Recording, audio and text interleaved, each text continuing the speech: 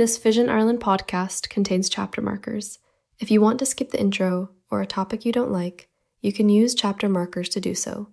Chapter markers are only supported in some podcast apps. Enjoy the show.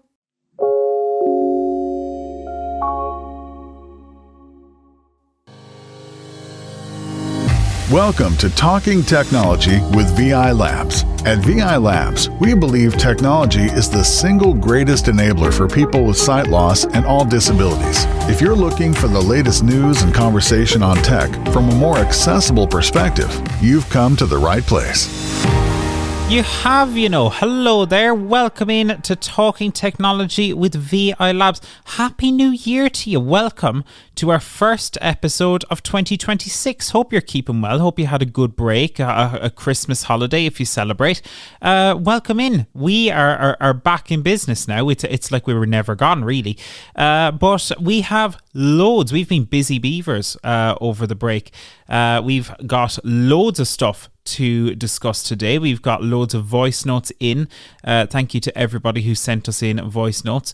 We've also got a really exciting interview today with the CEO of Vispero, nonetheless. Miss Rhonda Bassett-Spiers will be with us in a bit to discuss all that's new with Jaws, Zoomtext. We'll be talking about Vispero accounts, Vispero licensing. All of that stuff we'll be discussing in just a bit, so do stick with us for that. And we will have information on all of the different services that we've got in VI Labs, as well as your tech news coming up later on as well. So we really haven't, we took a little break for Christmas, but my goodness, once we were back, and we were back with a bang. So do be sure to stick with us over the next little while, because we really do hope you enjoy the show. And it's worth pointing out that this show, it might be slightly longer actually than some of our regular episodes. We'll still try and keep it to just over the hour, but a reminder that at any time, if there is a specific segment that you're interested in, you can use the chapter markers that are available on all of the podcast episodes, or you can listen it if you so desire at 1.5 or 2x speed there if you're listening to us on YouTube or in some of the podcast apps. I see nowadays actually with YouTube Premium you can go all the way up to 3x. I don't know if that would be my cup of tea. I like 2x personally, although I have listened to audiobooks a little bit faster than that before, so depends what your style is, but either way you can listen to us in all manner of different ways, and please do feel free to do so. But with that said, hey, there's no need to just listen to us. You can also contribute if you like, and there are loads of ways that you can join the conversation. We always love to hear from you. We'd loads of voice notes and stuff like that in over Christmas, and if you would like to send us a voice note in, well, there are loads of ways to do so. If you would like to join the conversation, maybe send us some more content in 2026. Maybe you got some new toys over Christmas, or maybe you spotted something at CES, the Consumer Electronics Show. Maybe you've been keeping an eye on technology news around that and you want to share your thoughts. We'd love to hear from you. You can send us a voice note to 086 199 0011. That's 086 199 0011. And if you need the country code, by the way, we're based in Ireland, so the country code for Ireland is 353. Just note that if it's of relevance to you. So 086 199 0011. That's 086 199 0011. Or you can send us an email the good old fashioned way if you so desire, to content@vi.ie. That's content@vi.ie. But now, though, to go through all of the voice messages and correspondence that we had in over the break, I'm joined from Kilkenny by Mr. Joe Lonigan. Joe, how are you? Hi, David. I'm good, thank you. Excellent stuff, Joe. How was your break? Yeah, break was really good. So I had a nice Christmas. Weather was good. Kids had a great time, and we're back at it now. Like as you said, we're back with a bang. And talking to the CEO of Freedom Scientific, it's going to be great. Absolutely. Loads to discuss. So, Joe, we've a packed show, so let's get straight down to business then. We had a few voice notes in over the break. Thank you to everybody who sent those in. We're starting off this week with a voice message that we received from Raheem. And Raheem, following up on a tip that we gave in a previous episode of the podcast around setting audio description as a default using the Apple TV app. Hi folks, hope you're doing well. Wishing you all a very happy new year. Raheem here, by the way. Thank you for all the advice over the last year. Just to give you some feedback on my query regarding audio description settings being saved in Apple TV. Thanks very much.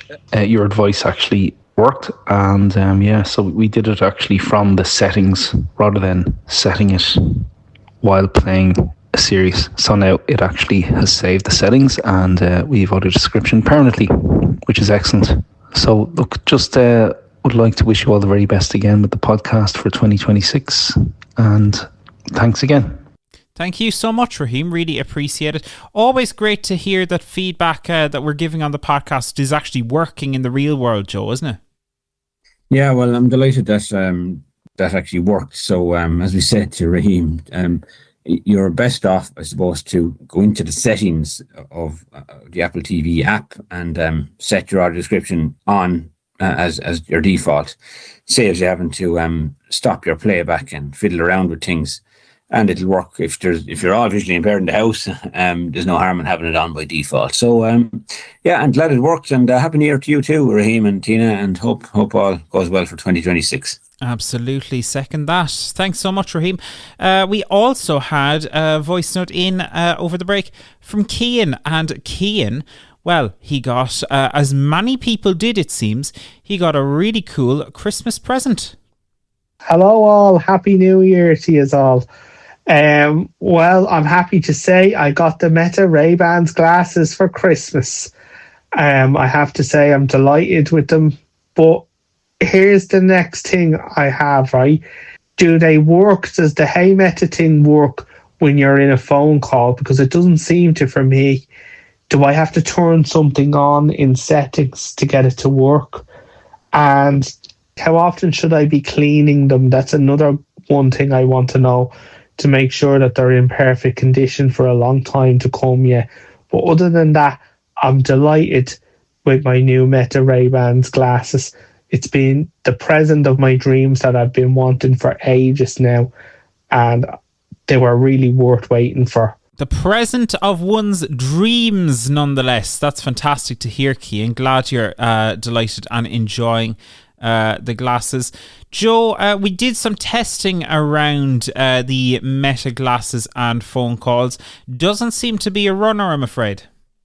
No, I tested it I double checked it there only half an hour ago, and no, it doesn't work. No, so I think, Cian, you're out of luck with that one, but like, I know Siri works when you can hang up phone calls and all that kind of stuff with it, but no, unfortunately, the Hey Meta command will not work for while you're in a phone call, because I think the microphone has already been used while you're in the phone call, so then that doesn't allow it to listen to you saying Hey Meta. There isn't multiple microphones on it, but they're all being used for the quality of the phone call. It's always awkward when you're trying to get an iOS device in particular to do anything where you need multiple microphones working at the same time, or multiple apps using the microphone at the same time. Always gets a bit awkward, but one of these things. So sorry on that one, Cian. But in terms of keeping it clean, I mean, yeah, I think a few people asked us this. You can just use the standard wipes, first of all, that you have for glasses and stuff like that. There's no need to do anything too fancy with them. But just kind of give them a clean, just every kind of so often. It doesn't need to be constant, but it's like anything, you clean, any regular glasses. I mean, would you clean glasses kind of at least once a week, Joe, or am I being unreasonable? Well, look, if you're the type to leave fingerprints on things and stuff like that, or maybe use your hands a lot, as we do, maybe you might leave smudges and stuff on them, but I wouldn't be overly concerned about it or anything. I just buy a microfiber wipe that you get in some of those, we'll say Specsavers or something like that. Just a specialized microfiber wipe or cloth, and use that, and don't use anything wet on it, So that's all I would do, and just give it a tiny little wipe around the little openings of the microphone areas and stuff like that as well. And then that's about the size of it. I haven't heard anybody complaining that their glasses have got overly destroyed by grout or dust or anything like that. But I suppose you're not supposed to wear them in the rain. The Vanguard ones might be water resistant, but the general Meta glasses are not. So be wary of that. Absolutely. Do you know what? I think with things like that, you'll feel as well if it's starting to get a bit grubby. Do you know what I mean? Hopefully you have it clean before it gets to that point. But if things are starting to get a bit dodgy there, you're going to feel it, I think, as well. So you will. You will. That's always one test that you can do there for sure.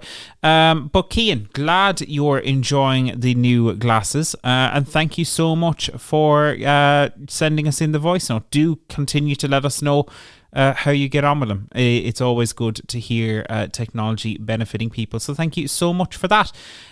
Similar voice note in, albeit slightly different, from Edvard. Edvard also managed to get a pair of Meta glasses for Christmas. Hey guys, Happy New Year. You know how you had a call with Santi there before Christmas? How does he know my address? Because he dropped the Meta glasses at my door. Anyways, guess who got the Meta glasses? I really find them so handy, lads. Honest to God. Still getting a hang of them. We're looking forward to trying them when I'm out. If you guys could kind of answer me a few questions here, like, should I turn on automatic software updates for the glasses as well? Because I heard that it's recommended really to keep them off, but I mean, why would you want to keep them off? So if you guys could answer me those questions, really be appreciated. Anyways, thanks so much. Thanks so much, Edvard. Really appreciate that. We did have to cut Edvard's message down slightly for time. Edvard did have a few questions, some of which we've already addressed around cleaning and calls and so on and so forth.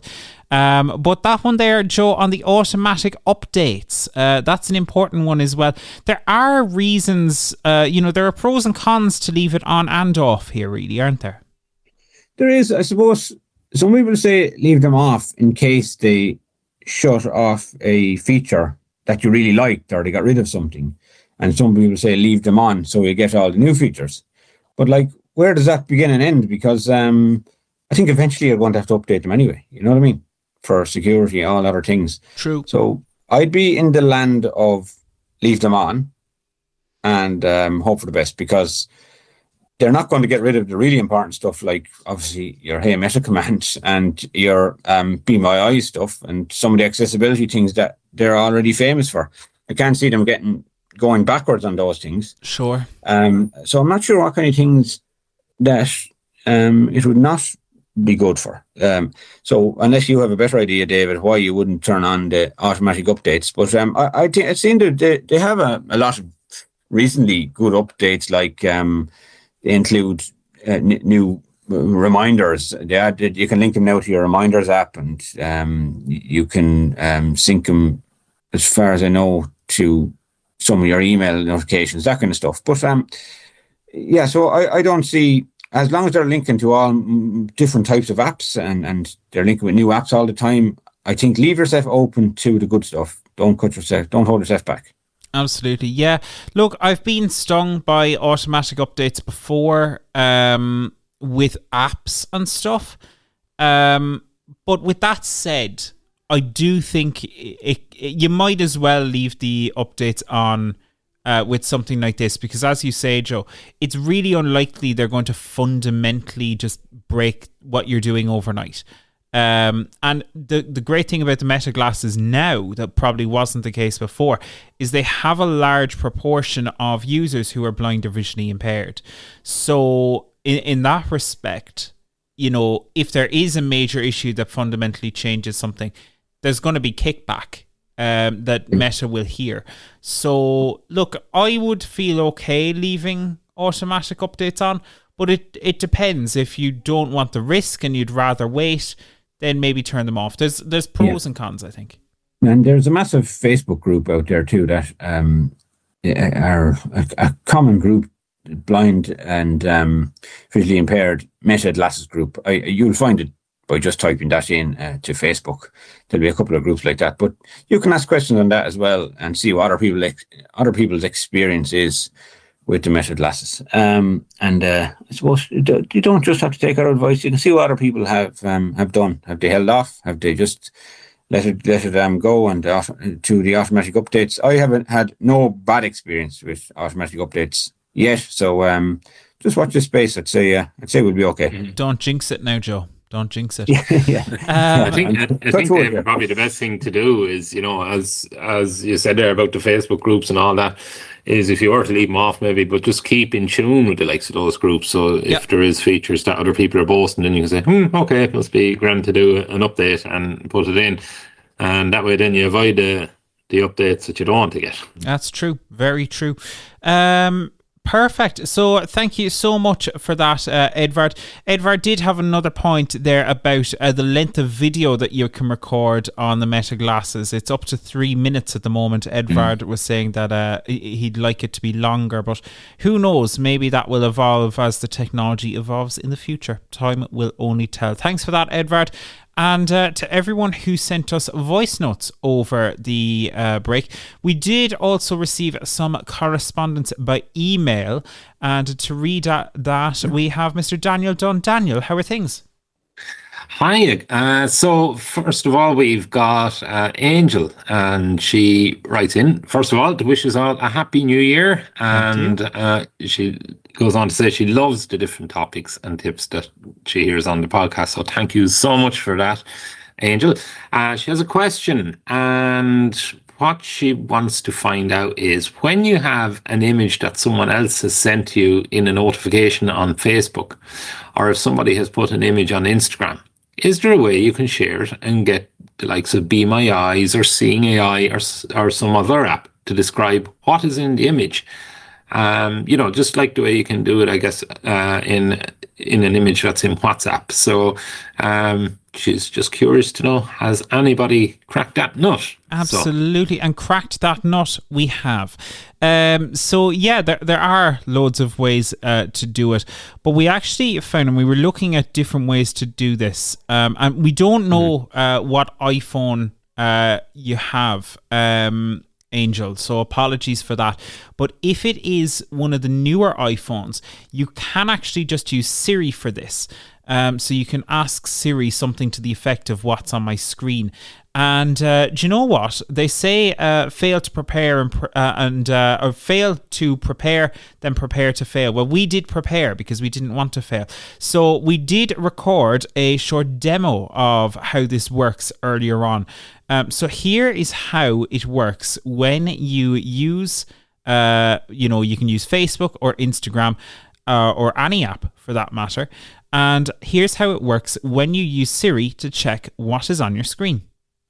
Okay, so I'm on Instagram and I'm on the page of everyone's favourite sight loss organisation, namely Vision Ireland. And what I'm going to do is I'm going to use Siri as normal, and I'm just going to ask, describe the image on my screen. Would you like me to send the screenshot to ChatGPT? Yes.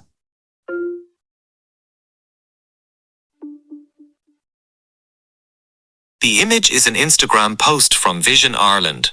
It features a dark blue background with an orange and white party popper illustration at the top, releasing confetti and stars. Below it, the text says, Happy New Year in white and Vision Ireland in orange. The caption thanks staff, volunteers, and partners for their support in 2025 and looks forward to improving opportunities for people who are blind or vision impaired across Ireland in 2026. That was from ChatGPT. Check important info for mistakes. And there you have it. It's as simple as that. So you literally just use Siri as you normally would. You ask, what's on my screen, or describe the image on my screen, or you can ask it in any way, shape or form that you want, really. It should usually understand you. And away you go from there. It will tell you what is on the screen, and it works the same way, whether it's Instagram, whether it's Facebook, or indeed any other app that you have on your phone. So there you have it. A handy one for sure, Joe. One that is, I think, actually quite useful. Very good. And it's very quick. I know you'll have to have your iPhone 15 and upwards, or any phone that supports Apple Intelligence. But at the same time, if you don't, you can take a screenshot of that Instagram or Facebook post, and then you can go into your photos and you can go to share, and then go down to recognize with Seen AI or recognize with Be My AI. So there is other options for people that have 14 and below. So don't lose faith if you can't use Describe My Screen from Apple Intelligence. So and don't forget, when you are setting that up, you have to agree to using ChatGPT on the first time you do it. We also have an article on that particular operation that you've just demonstrated, David. It's on our website, vi.ie/technology. Awesome stuff. Joe, thank you so much. And Angel, thank you for the brilliant question. Really do appreciate it. And thank you to everyone who sent us in correspondence over the break. And we'd love to hear more of it. If you want to send us a voice note, you can do so on WhatsApp. It's 086 199 0011. Or you can send us an email to content@vi.ie. But now then, let's move on. I'm really excited for this one. Earlier this month, I caught up with Rhonda Bassett-Spiers. And Rhonda is the CEO of Vispero, who make Jaws, they make Zoomtext, Fusion, a whole range of digital magnifiers there under a number of different brands. They really do a huge amount. They have a company called TPGI who do accessibility testing and training and stuff like that as well. Huge accessibility company. And Rhonda joined us to catch up not only about what's new in Jaws and Zoomtext in 2026, but also to get a view of what's coming in the future for Vispero. Here is what happened when I caught up with Rhonda. So joining me now on Talking Technology, I am delighted to be joined by Rhonda Bassett-Spiers, who is the CEO of Vispero, the company that make Jaws, Zoomtext and Fusion. Rhonda, how are you? I'm very well, thank you. How about yourself? Great, thank you. So, Rhonda, you're new to the position of CEO at Vispero, obviously the top job. How are you settling in? Well, it's been about 4 months so far, so settling in very well. Just by way of background, my background is primarily software as well as some hardware in my career. So I started my career as a software engineer, and slowly over time, I've become obviously more of an operator, and now this is my third time being a CEO. Okay. This is my first time being CEO in a mission-based company, which I really resonate with the mission. It's part of what excited me about the opportunity. So on that then, how did you find, stepping into the world of blindness and vision impairment for the first time? So I wouldn't say it's the first time. Growing up, my grandmother was vision impaired and went blind. And so growing up with my grandmother, all I really remember is experiences with her when she did have low vision and then again eventually became blind. And so that was really my first introduction. And then my mother, she lost her sight about 15 years ago. And, it was an evolution over time. Yep. And when she first started losing her sight, both my grandmother and mother were big readers, in younger lives. Mm-hmm. And for my grandmother, my father and my mother and others in the family would read the newspaper aloud to her because she was very interested in current events. For my mother, she read a lot of books. And so I was working and, my father had passed away. So there wasn't an opportunity for one of us to read to her. So I bought her an iPad, and she'd never used a computer before. And it was very enabling because at least she was able to zoom in and she had one word per screen. The problem is all she could do was read a book. She couldn't buy them. She couldn't download them. There were so many things she couldn't do. So it opened my eyes, and I would say sensitized me, and in many ways frustrated me, because technology is pretty far along. Yeah. And if that's the best we could do at the time, that just wasn't good enough. So that was my experience coming into this job, understanding a little bit, again, not personal experience, but understanding through family members and loved ones what the challenges in the world, really are. Coming into this role, we have a good percentage of low vision and blind employees. And when I first joined the company, I met one-on-one with most folks or small groups. And since then, I have formed a monthly meeting with our low vision and blind community within the company, because they're a subset of the overall community, but they're very forthright with their opinions and their feedback, and it really helps, I would say, helps me navigate. Always good to have that feedback for sure. So Rhonda, I guess lots of people listening to this, they may be Jaws or Zoomtext users, they may have Fusion, and they'll be curious as to what's new with the products. So do you want to give us a little bit about what's new in the 2026 releases of Jaws, Zoomtext and Fusion? So I would say for Jaws and Zoomtext, one of the challenges has become innovation has been very, I don't want to say slow. I think Vispero's done a really great job of keeping both of those products current as things change, right? And so, as there's operating system changes or things like that, they've kept we've really kept pace, right? But a lot of our development time and energy has gone into keeping pace with changes that are outside of our immediate control, right? Yeah. So both products we've innovated. We've typically had in the past an annual upgrade, and then every other month or every 8 weeks or so, we'll issue a more minor upgrade. That's shifting in 2026. And so we won't necessarily have one major upgrade, but rather we'll have continuous upgrades.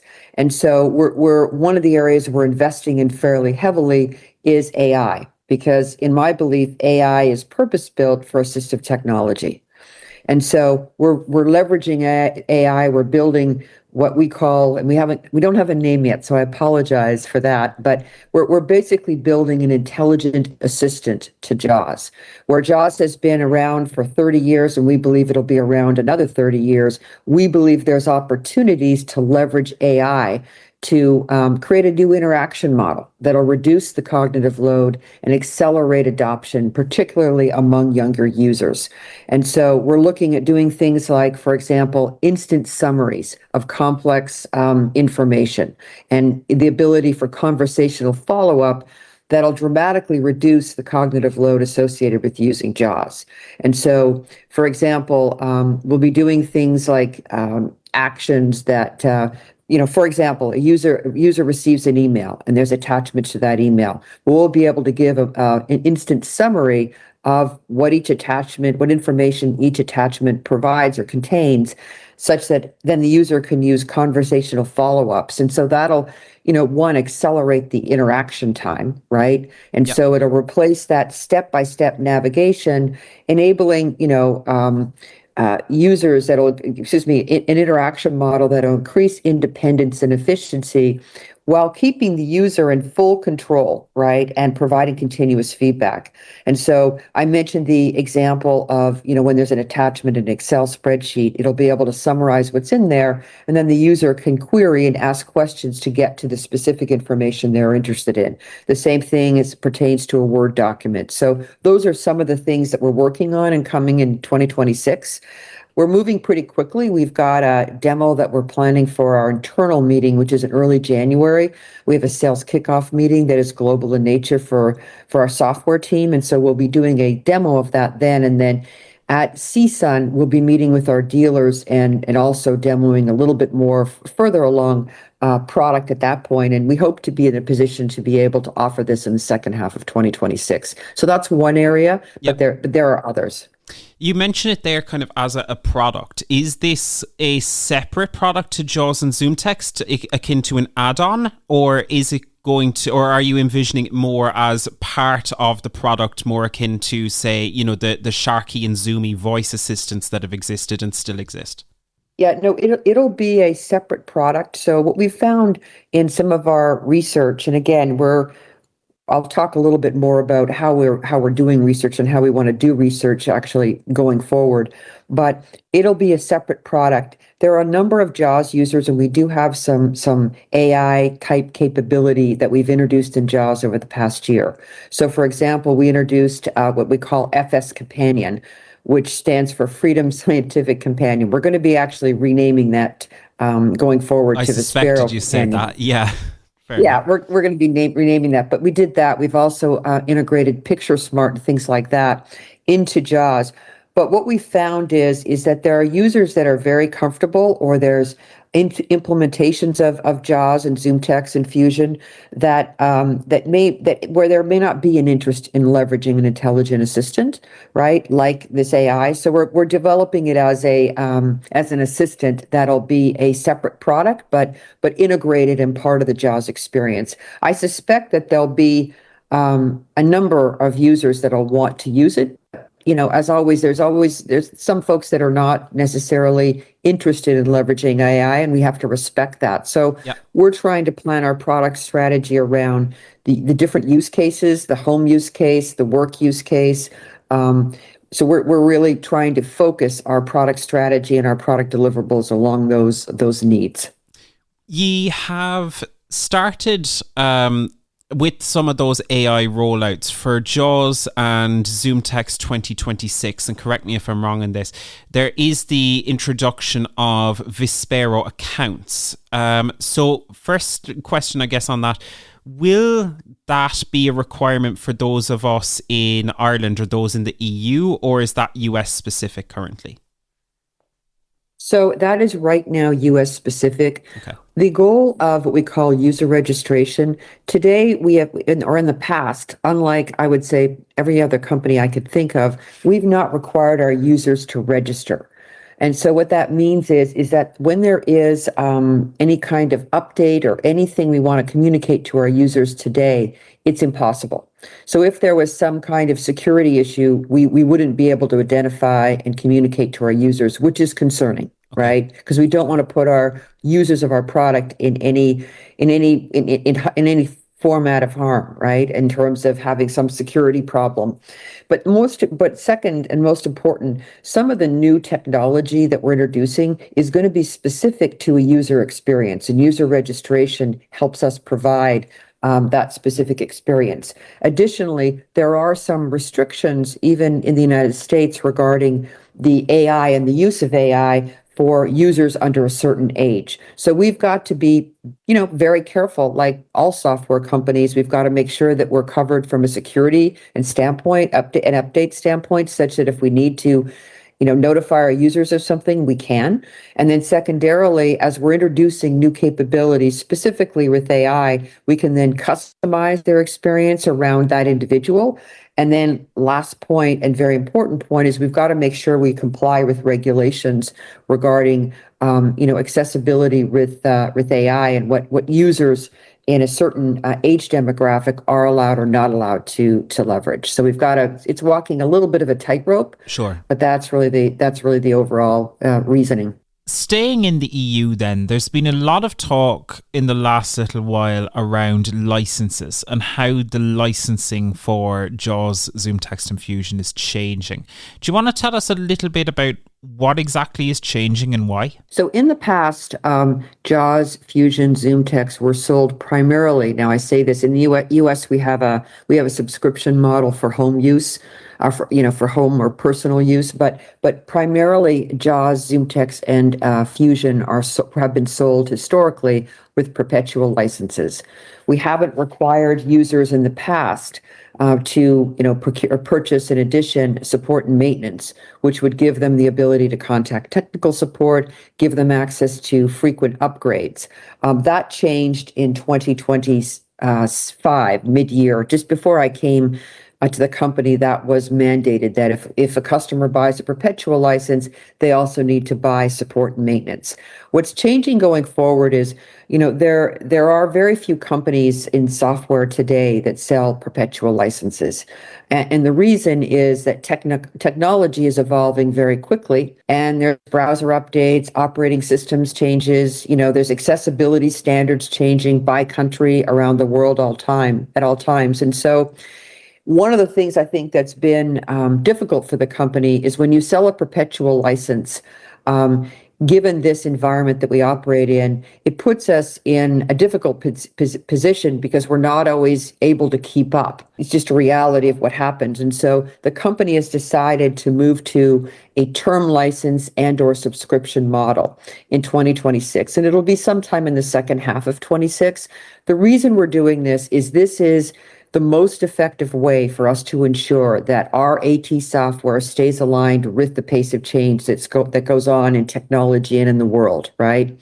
It allows us the ability to deliver continuous updates to keep Jaws, Zoomtext, and Fusion stable and compatible given the technology changes, right? It also enables us to invest more steadily in meaningful improvements to improve accessibility, and that includes AI and other type of technologies. So we look at it as a more predictable, future-ready technology approach for users and organizations. And so term license is basically the ability to, people buy them all the time from many companies sell a term license. It's basically a license that enables you to use the software for a period of time. It can be a 1 year, 2 year, 3 year, 5 year period. It includes all the support you need for that period of time.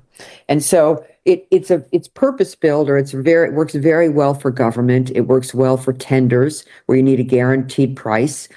Customers can pay just like a perpetual all up front, and they can capitalize that purchase if they're an enterprise and they so choose to do so, or they can recognize the expense over time. So it's a great way to serve the education market, government, and then there's some enterprises that just prefer a term license. Sure. Subscriptions are also an option, and we'll offer both. There are certain verticals or certain end customers that prefer a term license, and there's others that prefer subscriptions. So just to be clear then, so if I choose to, let's say I'm purchasing a new license for Zoomtext, hypothetically, I can purchase my term license for 1 to 5 years, whatever, let's say 2 years for argument's sake.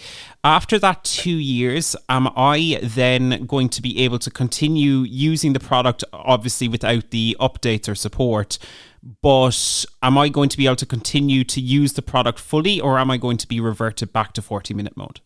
So you'll basically be asked to renew your term license. That's basically what's going to happen. And again, the idea is, in the past, when we sold a perpetual license, you could use it forever. Now, granted, when there were browser or operating system changes, it would stop working, or at least there may be some significant, technology problems with using it. But going forward with term licenses, you'll buy it for a term, you'll use it for a term, much like if you use the Microsoft Office suite at home. You'll buy it for a year, and then it'll auto renew at the end of that period.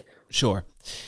How does a company, like you referred to it as mission driven earlier on, how does a company like Vispero in a mission driven space kind of balance that mission? But also, I mean, as CEO, you're going to be well aware, you have to deliver, profit to shareholders, presumably at the end of a year. So how do you balance the two of those as CEO? And is that a challenge, or is it something that is kind of well defined at this point? It's a challenge, but I also think it's well defined.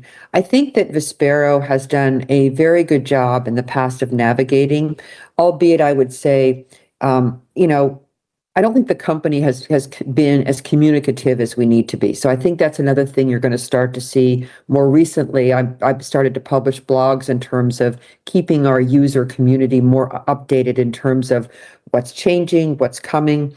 But as a company, we haven't been very communicative over the life of the company. Whereas our user community tends to be very vocal, and so that is one challenge. We do need to keep our user community better informed as there's changes, and for example, things like product roadmaps and what's coming. That's not something in the past we've done. And over the past couple of months, I've started to meet with end customers as well as our dealers, and our dealers in the US as well as globally. That many of them sell to small businesses or to individuals or companies. But I've met with, over the past 6 weeks, 23 dealers and about 5 or 6 customers, more enterprise level customers, but also several associations. Yeah. And a lot of the feedback I've received is around communication. Our customers, there's several things they're asking for, but number one is they want to know what's coming. They want to know what's on the product roadmap. When is it going to be delivered? What's the plan? Because what we've typically done is whenever there's a release, we'll do a webinar and we'll announce it, but it's very close to the release date, and we don't always communicate that in a way that gets to the entire market as quickly. And so we're going to be doing a lot more in terms of communicating what's coming with our products, what people can expect, and also just changes with our business model, right? As we make the transition from perpetual licenses to term licenses or subscriptions, we're not going to wait till the week before. We're going to start a steady flow of communications to keep the market informed about our plan. And so I think that's one change, or one or two changes: communication, but it's communication specifically of our roadmap. The second thing we want to do is I've received feedback that we have an internal, group of users who are low vision and blind that do a lot of testing on our product, and they do a fabulous job. They really do. They give a lot of valuable feedback that really helps to guide some of our internal decisions.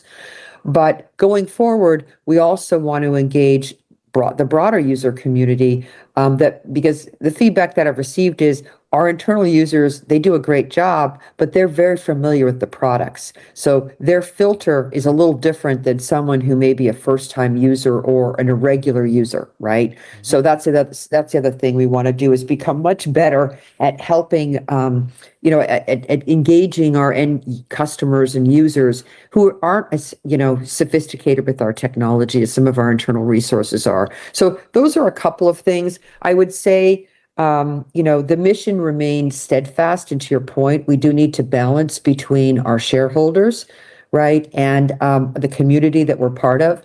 And I think, we're navigating. There's been a few tricky situations so far, and I assume there will continue. Once in a while, there'll be one. But sure, we're very open to feedback. We're very open to making things right. I would just say that, if there is a specific issue, feel free to contact me or to contact Vispero, and we'll do our best to make it right. So Vispero is, as you alluded to earlier on, the leader when it comes to, screen magnifiers and screen readers and so on. But you're now looking at entering the AI space, and there are other competitors that are quite well established in this space. Be My Eyes probably being the most popular, at least at this time. Have you guys at Vispero considered, partnering with them, or dare I say acquiring them? Is that kind of... Has that been something that has been thought about, or are you determined to kind of build this, from the ground up yourselves? It's funny. We've actually been talking about Be My Eyes for a couple of reasons internally in the company. I would like to meet with them and explore a partnership, because I think there's an opportunity for us to work together. Our focus is definitely in the consumer market, but it's very, very, we're very focused on the enterprise market. You enabling... have TPGI as well, I believe, isn't it? That's the... Exactly. Yeah. We do. We have TPGI. And so as things start to evolve at Vispero, you'll start to, our focus again has been in the US, very much consumer market, but we're going to, and also education and government, and then in addition, enterprise, right? And internationally, that's the same too. I would say internationally with our products today, we have primarily worked through dealers, which is what will continue in the future, but we are definitely going to be more active in the market globally than we have been in the past. Today, the primary three markets where we're everywhere today, but we do a lot of work to activate the markets in the US and Germany and the UK. We do business globally, but I don't think we engage with our dealers and partners in the different parts of the world as effectively as we can to make sure they understand the solutions we have today, what problems they solve, and then in addition, what's coming. So one of the things I'm working on right now is just planning meetings and in-person visits with a lot of our larger dealers around the world and smaller, because I want to get out there to better understand how we can help them serve their markets more effectively. So I do think there's a bigger role we can play. I just think I want to say on auto control, I mean, Jaws is so well known that there are people that contact us inbound and enterprises every day. Given, my example earlier about how I hired a blind engineer to Hewlett-Packard, and I asked him what tool set he needed to do his job, and he said Jaws. And I think that's not an unusual situation. Many companies, they don't know all of the tools, right? Yeah. And so Jaws just has a brand name globally that I think really has helped the company. And going forward, I think that'll continue. But as a company, we're going to innovate more and more, leveraging AI and other technologies. And I think also just be in market more proactively globally as a change you'll start to see. Second to last question then, do you see that AI product, outgrowing Jaws in the years to come as this world evolves?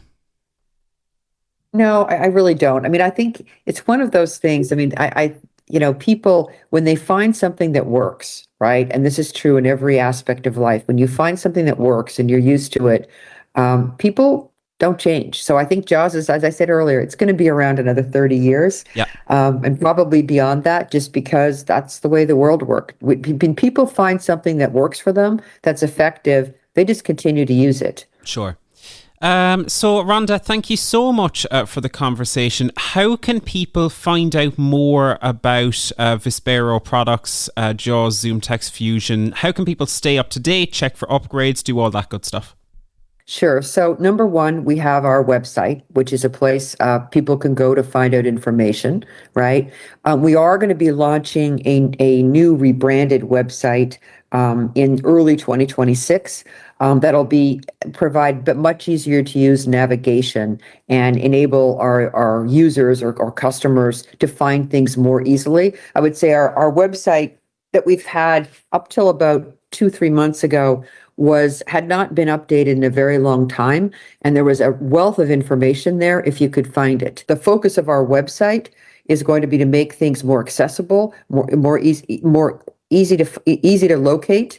Right. And so that's one thing. And that's one place to go for information. We also have a blog that I've started to publish to that's available. And then we'll be posting on social media, Facebook, as well as LinkedIn. And our focus going forward is to over communicate. Right. It's not even just to communicate what's happening, but it's to over communicate as information. And so there'll be more and more information available in those areas that where people can easily locate.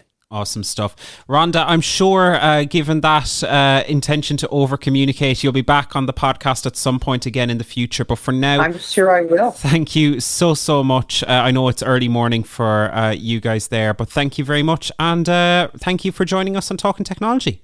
It's been a pleasure. Have a great day. Thanks again.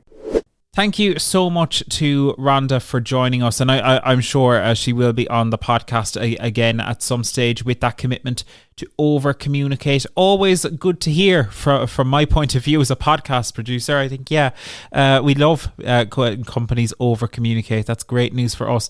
But thank you so much to her for joining us. And thank you as well to the team at Vispero and also those at Sight and Sound who did a huge amount of work in helping us get that set up as well. Thank you to Stuart and the team over there as well. Much appreciated.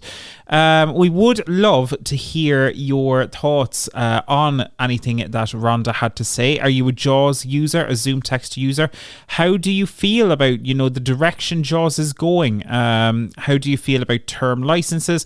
What are your thoughts on all of this? What do you want in an AI product from Vispero? We'd love to hear all that and more. You can send us a voice note on 086 199 0011, or you can send us an email to content@vi.ie. Please do send us your thoughts. We'd absolutely love to hear from you. Now though, on Talking Technology, moving on, we have an exciting conversation all about the different services that VI Labs offer. You may listen to this podcast regularly, but sometimes you'd wonder, what exactly do we have here at VI Labs? What supports are out there? What is available? What do we do when we're not recording podcasts? Well, there's a huge amount of stuff that we do here at Vision Ireland and at VI Labs. And to tell me all about it, I caught up with Dereck Carolan, who is one of the technology trainers here at Vision Ireland, and of course also doing a huge amount of work with our training courses. Here's what happened when I caught up with Dereck. Dereck, you're very welcome back to Talking Technology. Firstly, Happy New Year to you. How are things? Good, David. Happy New Year to you as well. Yeah, things are good. Can't complain. Back rested after Christmas, so ready to go for a new year and looking forward to 2026 and all it brings. So yeah. Absolutely, lots to be said for that. So Dereck, I suppose we've done so much in 2025, but now we're a new year, we're starting afresh. There's a whole load of different things that we're doing in VI Labs and Vision Ireland over the next little while. What have we got going on?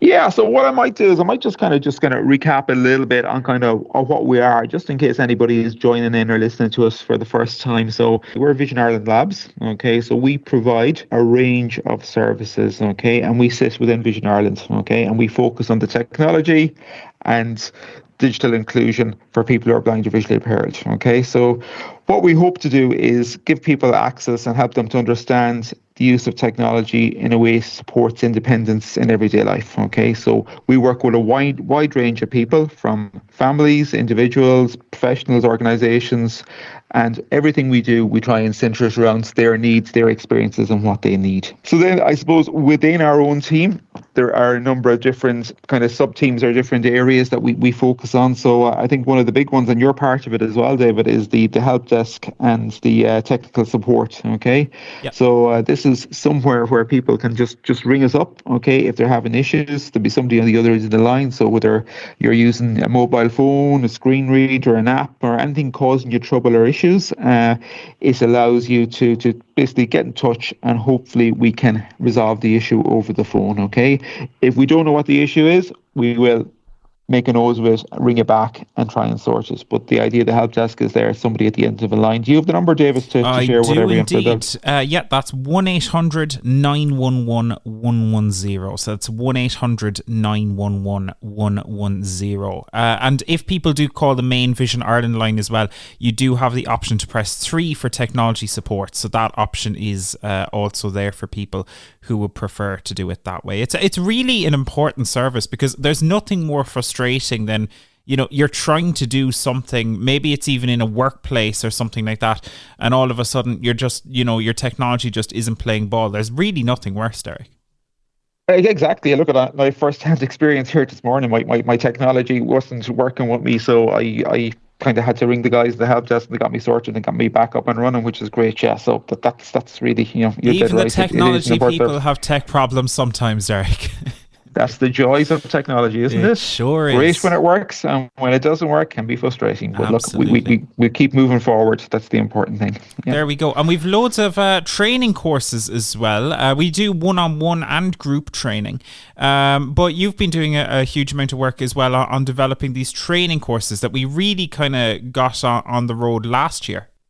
That's right, David. Yeah, we have a number of training courses coming up. We ran a number of group training courses and individual training courses as well throughout last year. The feedback was very, very positive. We offer a wide variety of training courses, and we're kickstarting them again now this month. So this week already, Joe has started off with touch typing, so he did on Monday, and Tuesday, we have Chris doing setting up your smart device. Okay, so tips around that. Then we have Peter linking in with us on Thursday. He's running a Meta Glasses group, just an overview on Meta Glasses. Very popular. Still a few places left on that if people want to reach out to us at training@vi.ie. Then we have some MS Teams training next week with Dorian. And we have ChatGPT and AI, very popular in the news at the moment. So George is going to do a little overview session on that.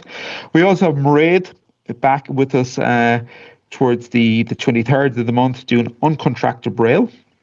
So that's proven popular. We've a lot of interest in that at the moment. So that's just a real taster around Braille and give people a sense of what's involved and how Braille works. And it takes away some of the mystery. It's a short course, but it's a good little kind of sampler to give you an idea of what's happening. Great to see Braille so popular too, isn't it? Yeah. Oh, yeah, definitely. It's kind of coming back a little bit. So it had kind of gone dormant for a while, but no, there seems to be a bit more interest in it. And Braille is becoming linked up with all the newer devices as well. So like even the updates that we get from Apple and the Android guys, there's always a Braille inclusion, which is brilliant, So it is definitely there. Then towards the end of the month, then we have a course on booking public transport. I think, David, you're going to do something on Gemini, the Google Assistant. So they tell me. Yeah. And then we have our tech clinic at the end of the month. And the tech clinic is, if you're not familiar with it, or if any of our listeners aren't familiar with it, is the opportunity to link in with a trainer one-on-one. So you can send us an email to training@vi.ie and just pop in your question, your query, and then you get a one-on-one session with one of our trainers that'll go through your query and help you out any way they can. And I suppose one of the big things that we do as well that are always very popular, and these take place across the different regions in which we operate, is we have our tech clubs, Dereck, as well. Yeah, the tech clubs have been around for a while, and they're wonderful. So they are, I have to say, absolutely wonderful. I'm lucky. I covered the one in the West, okay, and the Midlands. Longford, Westmeath, Daniel does the Lee Shoffley guys. So he does. So yeah, so they're great. I know there's a great one down in Cork, and there's great ones all over the place. And it's just a great opportunity for people to come together once a week, share their experiences, what they use technology for, ask questions in an environment that everybody is there to help. So it's a great hour every week. I really look forward to the one I do. I think were you involved in the Cork one recently, David? Yeah, absolutely. We do the Cork one every Wednesday as well. And we've a great group there, very supportive group that join and engage in all sorts of conversations about, what's, it could be anything. There is, I know it's a technology club, but there is inevitably the odd bit of GAA banter, but that's Cork. So what can you do, Dereck? Well, that's it. But look, I think we're the same as well. We sometimes might try to solve some of the problems in the world too. But it's good to have that space that people can talk and listen to each other and be respectful towards each other and listen to everybody's opinion. And the beauty about them as well, as I always say to my group, and it's probably the same down in Cork. They run every week where I am. Well, you don't have to attend every week. You can drop in and drop out as often as you want or as much as you want. So there is a lot of flexibility there. It's not a case that if you miss 1 week, you're going to be completely lost, because most weeks it's usually we move on to a different topic or a different discussion, or if there's something you've missed, we're usually very happy to go back over it again. We do also have, you probably know about this if you're listening to this podcast, but we do also have a whole variety of content available, including our podcast and newsletter, Dereck. That's correct, David. You're probably better at speaking about this than me, but I'll give a quick intro and you can fill in any gaps that I've missed out on, because in all fairness, yourself and Joe do a lot of the heavy lifting when it comes to this material. So the podcast, which I think you run twice a month, David, isn't it? Yeah, every 2 weeks. So it's a bi-weekly podcast at the moment. So that's you're listening to that right now. So that's Talking Technology. It's our bi-weekly podcast that I suppose has evolved in many iterations over the years, but that's the form it takes currently, at least. That's it. And we also then have our weekly newsletter that goes out towards the end of the week. So it does. And it will contain 2 or 3 articles, some interesting comments, questions, topics that are topical, really. Isn't that right, David? That's it, yeah. So I suppose we've a few different bits as well. Then we've the Tech on Tap newsletter, as you say. So people can sign up for that on vi.ie. And I guess, that we're trying, as you say there, Dereck, to have the latest kind of up-to-date info on what's going on in the world of technology.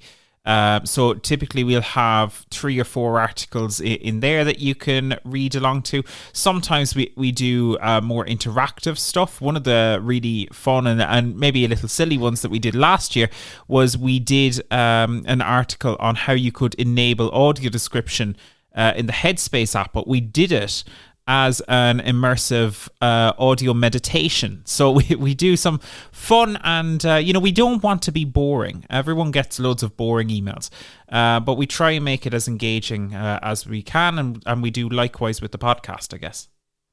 That's it, yeah. It is. And variety is really, really the key. So it is, just keep it interesting, keep it topical, and that's what you're doing. And you're doing a great job in all fairness. And I know we're hoping to expand it as this year continues through. And just, I suppose, if people want to sign up for the newsletter or the podcast to just get a link to listen to it, there's a couple of ways to do it. One way could be the straightforward way is drop an email to training@vi.ie and we can look after you there. Or is there another option, David? Yeah, for newsletter, if people want to, you can Google Vision Ireland Labs newsletter sign up and you will find a link there. I know it's a bit wordy and we are working on improving that. So that is one way that you can do it. But then for the podcasts, it's available on all of the podcast apps. It's available on Alexa. So just search Talking Technology with VI Labs and you can subscribe and follow that. If you're listening to this as your first podcast, maybe subscribe, explore some of the back catalogue and see what you find. You'd never know what you learn. That's it. Or look, alternatively, drop an email to training@vi.ie or training@vi.ie, or reach out to your local IT trainer who'll be more than happy to assist you and get you linked in, because it is a wonderful resource that's available to everyone. Absolutely. And, we can't assist, I suppose, if we don't know that you need assistance. So please, don't hesitate to reach out to us, whether it is training@vi.ie if you're interested in a course, or you want to call the help desk there. It's 1-800-911-110, or whether you're listening to a podcast or interacting with the newsletter, all of that stuff, please do feel free to link in with us. That's why we're here. And we really do love providing the support. I think that there's a great value to it, isn't there? Exactly. Look, at Vision Ireland Labs exists to make technology work for people, not the other way around. So whether you're starting off or you're an experienced technology user, we're just here to provide support, training and trusted advice. Okay, we're really excited about the year ahead and continuing to develop the services and promote independence, and give people a choice of what's out there. And I suppose we kind of, the other thing that we do is the IT assessments, okay, where we welcome people into our offices throughout the country and they can pop in. We listen to what their needs are. We try and do a demo with them or show them so they can try some of the technology hands-on. I know the Meta glasses are in great demand since they came out, and loads of people have come into different offices throughout the country, got the opportunity to pop on a pair, try them, test them, gives them a good sense of what they can do or cannot do, as the case may be, and then they're in a better position moving forward to make a decision on whether that technology is for them or not. Okay, so that's another big part of what we do. Fantastic stuff. Listen, Dereck, thank you so much for going through all of that with us. A reminder that people can find out more about all of the things that we do on vi.ie, and we regularly plug that stuff on the podcast here as well. So do stay linked in with that. But Dereck, for now, thank you so much. Thanks, me, David. Talk to you again soon. Cheers. Thanks so much to Dereck for that. Really do appreciate his time on that. Always good to hear about the different things going on at VI Labs. And a reminder that if you do want to sign up for a training course, you can send an email to training@vi.ie, and you can find out full details of all of the upcoming events on the upcoming events section of the Vision Ireland website. But outside of that now, it's time to move swiftly on for the news. This is Talking Technology News. So, with your latest Talking Technology News, I'm Daniel Dunn. The Consumer Electronics Show, also known as CES, took place in America last week, CES is a convention where lots of technology companies come together to show off their latest products or cool new innovations that they have under development. There were a few assistive technology companies demoing at the event, with one of the products being demoed called Pocket Dot. Pocket Dot is a mini braille display and Perkins keyboard that attaches magnetically to the back of an iPhone, allowing someone to type in braille as well as read VoiceOver's output silently. For those of you who have tried a Hable in the past, it is slightly similar, with the braille display a single line on the device's surface. Pre-orders are open for the product now, but it still appears to be very much under development. A braille label printer controlled by a mobile app was also on show at the event. Seemingly similar in design to devices like the Instax mini photo printers, the label printer takes text or speech from a phone and can quickly print it to a label. This device could be very useful for sighted people with blind or visually impaired family members who may want to assist with the braille labeling without the required braille skills themselves. An exciting advancement for sure. The mobility aid Glide, as well as a number of smart glasses companies, demoed at the event too, and we can only wait and see what eventually starts to have an impact on the market. Robot vacuum cleaners continue to grow arms, but this year it wasn't Roborock grabbing all the attention. The Dream Cyber 10 Ultra and its CyberDex Hyperflex arm were demoed picking up a ball at the event, and in theory, this technology could help to clear obstacles for robot vacuum cleaners, a feature especially useful for those who are blind or visually impaired. Did you hear of any exciting technology that stood out to you at CES? Please let us know with a WhatsApp voice note. You might remember that in a previous episode of Talking Technology, we discussed a number of accessibility advocates being stranded in Leinster House. Members of the HSE Gold Star Disability Awareness Training Programme were left stuck after a lift in the complex broke down. Now, a new audit of accessibility for the complex has found over 600 accessibility issues within the space, with up to 200 issues deemed to pose a health and safety risk or likely to give rise to legal action. There were issues with lots of aspects, including a security scanner and perhaps most concerningly, a fire exit. The Irish Times, who obtained the audit through a Freedom of Information request, also state that the audit found there were steps on an evacuation route leading to an emergency exit from the public gallery in the Dáil. Hopefully, we will soon hear improvements are being made, but we can only hope that in time we reach a level of equal access for the National Parliament. And finally this week, AIB have announced that they have upgraded all ATM and CCL machines to provide increased functionality for people who are visually impaired. The move follows a similar move made by Bank of Ireland, announced following the European Accessibility Act taking effect last year in 2025. The new €40 million upgrade does more than just improve accessibility, however, with it also reducing emissions for the bank, which can only be a good thing. Upgrades to the machines and buildings have resulted in all AIB branches now being certified as autism friendly by the autism charity, As I Am, which is great to see. Hopefully, we will see more accessibility announcements in 2026 following the implementation of the European Accessibility Act. All these small changes add up to create a big difference and lead to a more accessible world. And that's it for now, but a reminder that you can sign up for our Tech on Tap newsletter by searching Vision Ireland Labs newsletter sign up on Google. For now, though, it's back to you, David. Thanks very much, Daniel. Loads of great stuff there. Obviously, not great to hear about all that mess there at Leinster House. I suppose it's an old building, isn't it? And it does pose some challenges in that regard, but still not great at all by any measure. No, not great. I suppose the story, the old building, we can go back a good bit to remember the big fiasco over the printer that they couldn't fit in. That's right. So it was too big.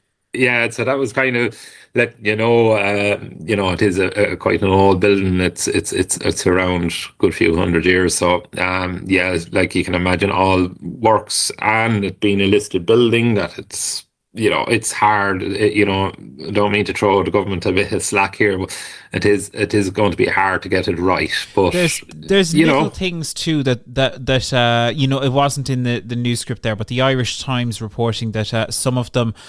Some of the issues were down to even things like placement of statues and stuff like that. I mean, some of that stuff is stuff like we've got to look at that, but hopefully that will improve in time. But hey, all of the other news this week is positive news. Lots of really exciting stuff there at CES, Joe. One we didn't touch on is rumours of a new Clicks smartphone. Clicks, obviously, they have the keyboard case before. But is the button phone on the way back, Joe, do you think? Yeah, well, last year they brought out a keyboard case, and it was very exciting. I was considering purchasing it for a while, but I never actually... I mean, my phone wasn't actually new enough at the time. I have an iPhone 17 now, but the thing is... they've moved now to making their own smartphone, and I'm presuming it'll be obviously Android based, because obviously you can't make your own iPhone. So it'll be exciting to see how good it is, how fluent and easy and tactile it actually is. Because if it is good and tactile and works with TalkBack and whatever else, I'd say it'll be a massive hit among the blind and vision impaired community. Absolutely. So I'm looking forward to seeing what that's like when it comes out. For sure. Lots as well on the robot vacuum cleaner front. I know you spoke in our Christmas episode about hopes for robot vacuum cleaners in 2026. And it seems like they're all growing arms, Joe. They'll be growing legs next. Oh, yeah. Well, they actually do have legs. There's some able to climb stairs and everything now, amazingly. But I'm really looking forward to seeing the developments in robot vacuums, because, first of all, AI and object detection has gotten so good, including with the assistance of LiDAR. It's got so good at measuring rooms and detecting legs of tables, chairs, objects, dirt, maybe even dog poo or whatever. Whatever's on the ground, it can avoid it or pick it up, whatever it chooses to do in the right way. But now they have, they're starting to make them with an actual arm, so it can actually pick up objects, and then you can designate an area or a basket so that it'll bring over the object. Say, for example, it's a slipper or a sock. It'll bring over the object and put it in the basket or the designated corner, and then it can go and do its real job, which is vacuuming or mopping the floor, which I think is an actual excellent addition to any robot vacuum, because sometimes, look, if you're vision impaired or blind, you sometimes you won't notice that there's a sock or a wire or a lace or something that's going to clog up a vacuum. Even dog toys, if guide dogs, dog toys, lots of blind or visually impaired people will have, guide dogs or kids, take your pick. And there are toys just everywhere. And I think that can be very handy just to pick that stuff up and, as you said, pop it in the basket where you can deal with it later, Exactly. Dog, ropes, bones, balls, whatever. This particular one from Dreamy, I forget the full name of the product, but basically it has an arm and it demonstrated picking up a ball. And as anybody would know, picking up a ball with any sort of mechanical object is very tricky. Just try and use those machines you see down Tramore or Bray or something like that. So imagine the technology that goes into actually picking up an object with an arm. So I think that's amazing. And it will retail in around between €1,000 and €1,500 when it does come out. And they're not that far away really either. So Roborock already has one out.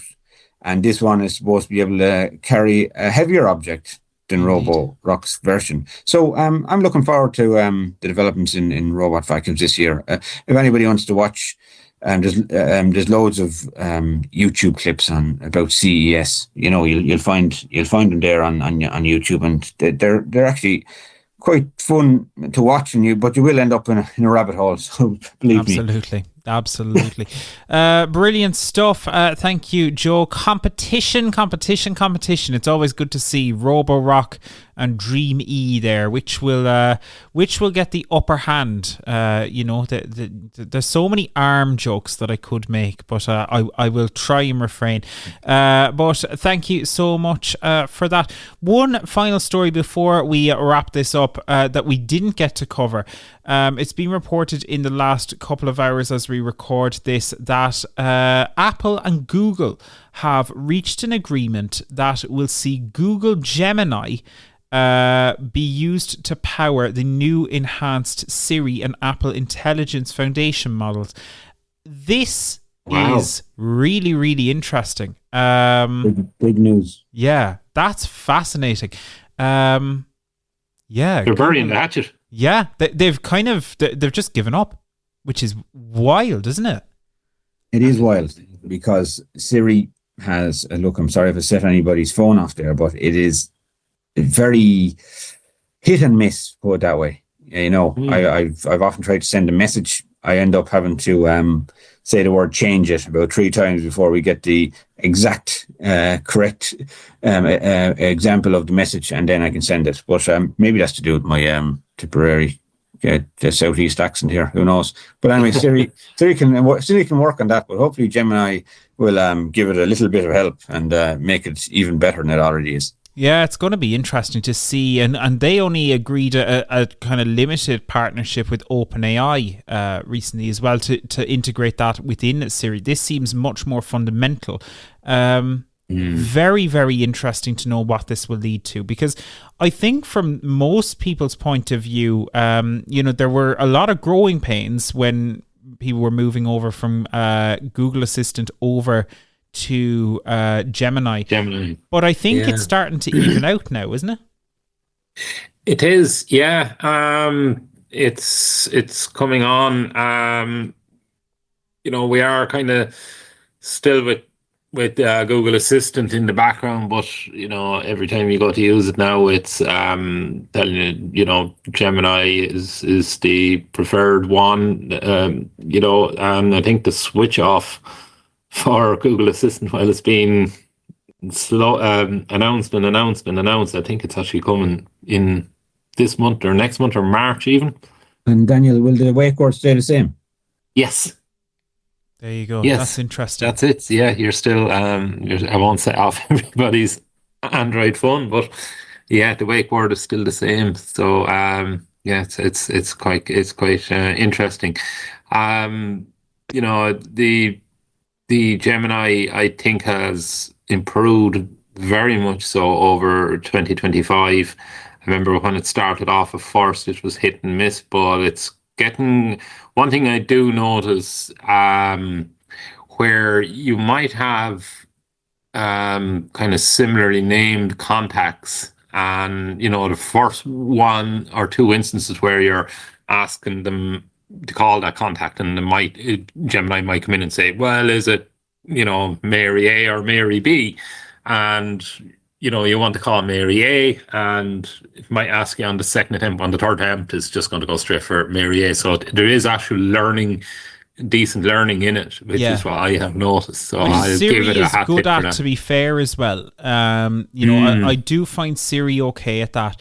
There is a taxi operator down here in Cork called Satellite, and I can say, called Satellite taxis, called Satellite cabs, whatever, and it does genuinely understand what I mean, which is great. But one thing I will say that where Siri lets me down is particularly while driving, and out on, I suppose, on the motorway or the national routes where you're going at 100 kilometers an hour, 120 kilometers an hour, depending on the road, and there's that little bit of extra noise in the cabin. Siri does struggle. It does struggle there, whereas Gemini is a lot sharper, and like you would compose a text message and send it no problem, whereas Siri, it's sitting there waiting. It's listening to the noise of the road, thinking there's more to come. Yeah, that's one of the, so Siri is good, but in a noisy environment, I think it really suffers. Interesting stuff. Well, there you go. A joint statement from Google and Apple. That's something you don't see every day.